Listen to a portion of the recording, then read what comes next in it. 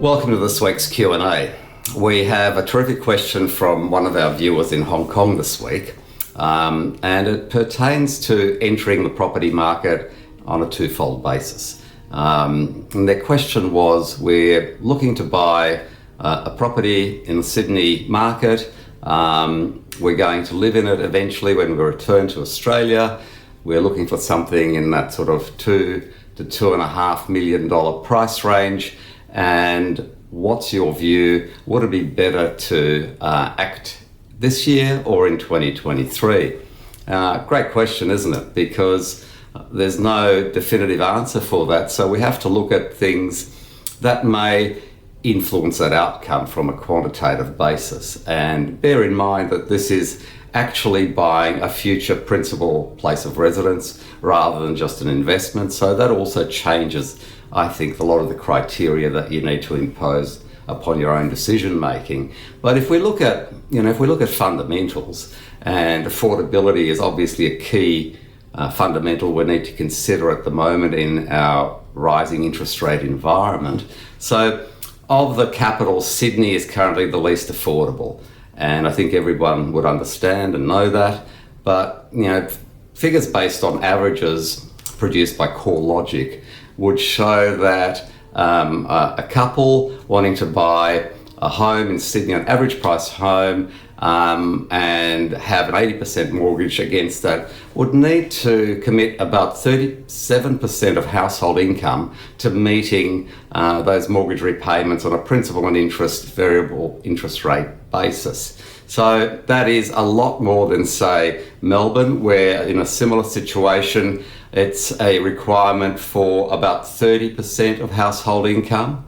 Then in Brisbane, it goes down to only 23% of combined household income to meet those mortgage repayments. And in Perth, it's 16%.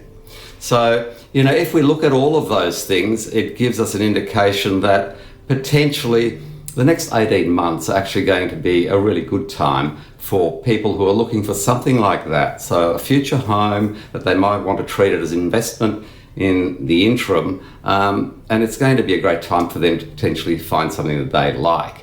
Now, the flip side of that, of course, is you have to remember that over the last 2.5 years, let's say, many people were looking, especially in that sort of price bracket in the Sydney market, and they haven't been able to find anything because there was so much fierce competition going on, and they're constantly being outbid by other buyers. So we're seeing from our own experience and our own research that a lot of these people are now actually being able to enter the market, and they can act quickly and they can purchase their future new homes. So, to try and put that into context, is this year or next year the better time to execute on your strategy? I would suggest that it's probably too difficult to try and dissect that in any meaningful way, because you're looking for a future place to live in. There was a lot of competition in that segment of the market over the last 2 years, so there are still lots and lots of people who are actually looking to do the same thing. Now, good quality houses, good quality assets in those sort of, inner middle ring suburbs that people would be looking towards buying in that $2.5 million range in Sydney are going to prove pretty popular. So, if you find the right place for you in September of 2022 or January of 2023 or September of 2023, is probably largely an irrelevance. And I think you need to actually bear that in mind, that it's that, those criteria are more important than simply price alone.